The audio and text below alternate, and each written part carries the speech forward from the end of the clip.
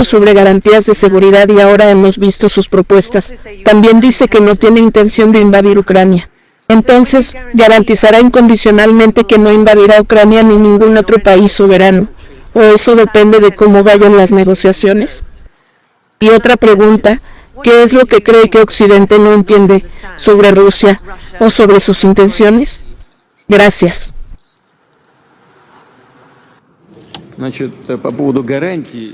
Hablando de las garantías de seguridad y de qué dependerá de las negociaciones, o si algo dependerá de las negociaciones. Nuestras acciones no dependerán del resultado de las negociaciones, dependerán del cumplimiento incondicional de las demandas rusas de seguridad, tanto hoy en día como en el contexto histórico. En este sentido, hemos dejado claro que cualquier nuevo movimiento de la OTAN hacia el este es inaceptable. No hay nada dudoso sobre esto. No estamos desplegando nuestros misiles en las fronteras de los Estados Unidos, no.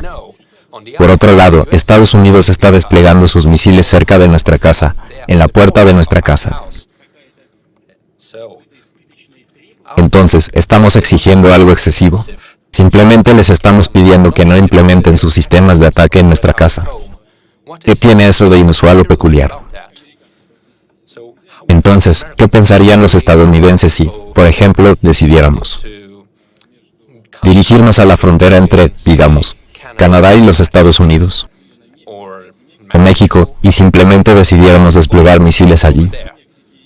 Bueno, ¿acaso México y Estados Unidos nunca tuvieron disputas territoriales? ¿Qué pasa con California? ¿Qué pasa con Texas? Se olvidaron de eso.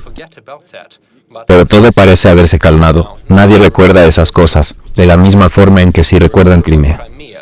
Tratamos de no recordarlo.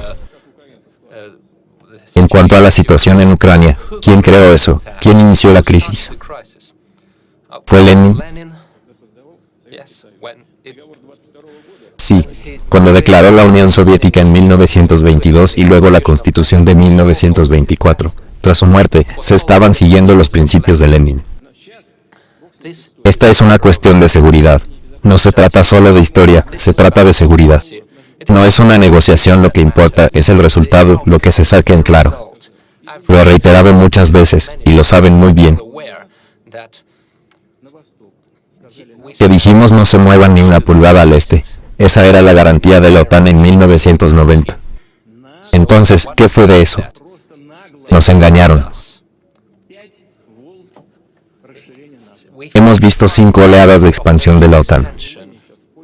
Ahora están en Rumanía y Polonia. Y están implementando los sistemas de ataque relevantes allí. De eso es de lo que estamos hablando. Finalmente deberían entender que no estamos amenazando a nadie. No vinimos a la frontera de los Estados Unidos o las fronteras del Reino Unido. No. Vinieron ustedes a nuestras fronteras, y ahora están diciendo que Ucrania también se unirá a la OTAN, y que desplegarán sus sistemas allí. O no solo la OTAN, simplemente lo desplegarán de forma bilateral. Van a desplegar sus bases militares, y los sistemas de ataque, de eso estamos hablando. Y siguen exigiéndonos garantías. Ustedes deben darnos las garantías. Depende de ustedes, y deben hacerlo de inmediato, ahora mismo, en lugar de seguir hablando de esto durante décadas.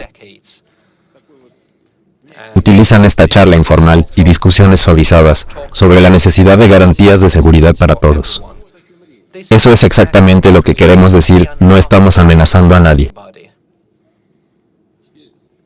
Y ahora a la segunda parte de tu pregunta. ¿Podrías repetirla, por favor? ¿Qué es lo que crees que Occidente no comprende sobre Rusia o sobre sus intenciones? Eso es. Bueno, ya sabes, lo que entienden o lo que no entienden, a veces me parece que vivimos en dos mundos distintos. Hablaba de cosas muy evidentes. ¿Cómo es que no pueden entenderlo? Dicen que no se expandirán y luego siguen expandiéndose. Ustedes dicen que tendremos las mismas garantías para todos en una serie de acuerdos internacionales. Y luego vemos que no hay igualdad ni seguridad por igual. Este es el tema. En 1918, uno de los asistentes de Woodrow Wilson, el entonces presidente de los Estados Unidos, dijo que el mundo entero se sentiría más tranquilo y seguro. Sí. La Rusia enorme de hoy en día fuera reemplazada por los estados de Siberia y 4 estados más. en la parte europea de Rusia. Eso se dijo en 1918 y en 1991 lo dividimos en 12 partes separadas. Me da la sensación de que nuestros socios no se quedaron satisfechos con eso.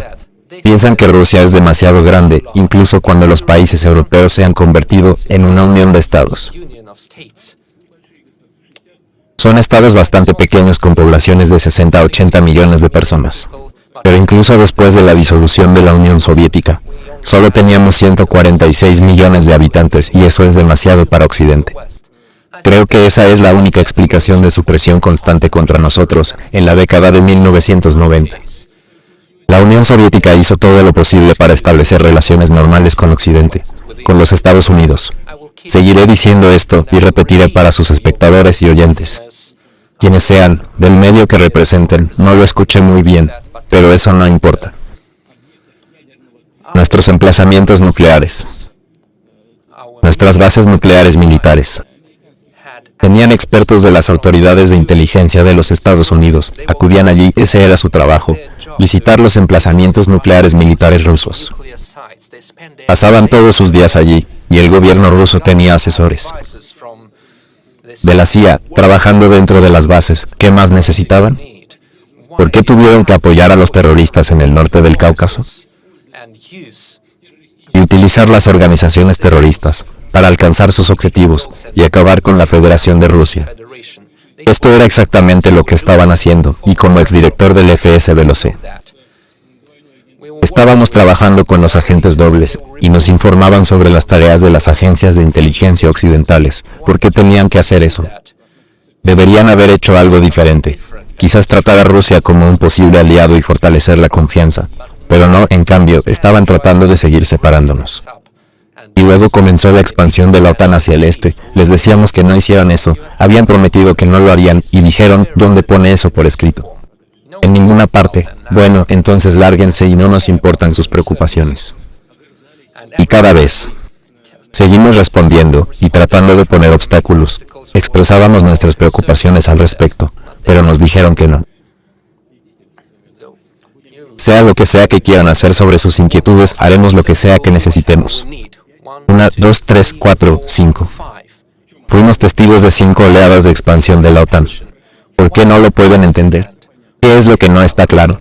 Creo que todo está claro, estamos pensando en nuestra propia seguridad.